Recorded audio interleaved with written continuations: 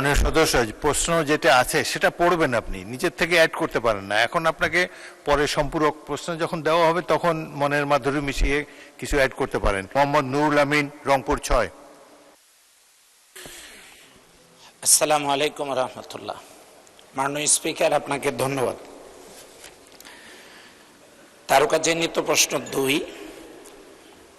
মাননীয় স্বরাষ্ট্রমন্ত্রী মহোদয়, অনুগ্রহ করিয়া বলিবেন কি, আমার নির্বাচনী এলাকার বিস্তৃত জনপদ ক্রমবর্ধমান জনসংখ্যার তুলনায় আইন শৃঙ্খলা রক্ষাকারী বাহিনীর জনবল, যানবাহন, আধুনিক প্রযুক্তিগত সরঞ্জাম পর্যাপ্ত না থাকায় আইন শৃঙ্খলা পরিস্থিতি দ্রুত জনসেবা নিশ্চিত করা সম্ভব হচ্ছে না, যেটা চ্যালেঞ্জের মুখোমুখি।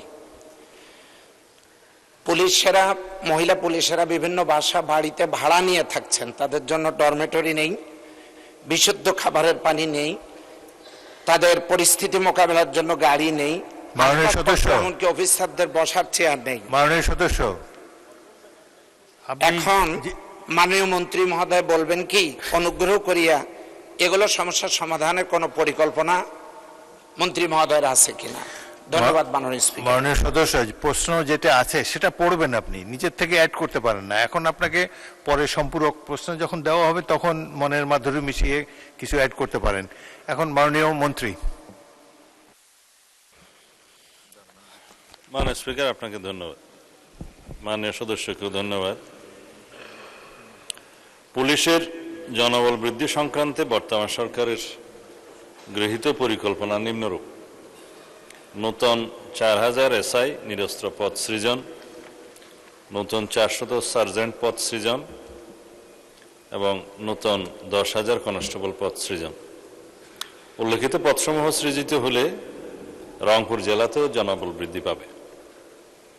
পুলিশের যানবাহন প্রদান সংক্রান্তে বর্তমান সরকারের গৃহীত পরিকল্পনা নিম্নরূপ: আগামী 5 বছরে পর্যায়ক্রমিক টেবল অফ অর্গানোগ্রাম অ্যান্ড ইকুইপমেন্টভুক্ত যানবাহন ও জলযানের ঘাটতি রাজস্ব বাজেটের মাধ্যমে ক্রয়পূর্বক পূরণ করা, যানবাহনের প্রকৃত প্রয়োজনীয়তা নির্ধারণ করার জন্য সম্ভাব্যতা যাচাইপূর্বক উন্নয়ন প্রকল্প গ্রহণের মাধ্যমে যানবাহনের ঘাটতি পূরণ করা, নবসৃষ্ট ইউনিট জনবল এবং কাজের পরিধি বিবেচনায় টেবল অফ অর্গানোগ্রাম অ্যান্ড ইকুইপমেন্টসের যানবাহন ও জলযানের সংখ্যা বৃদ্ধি করা হবে।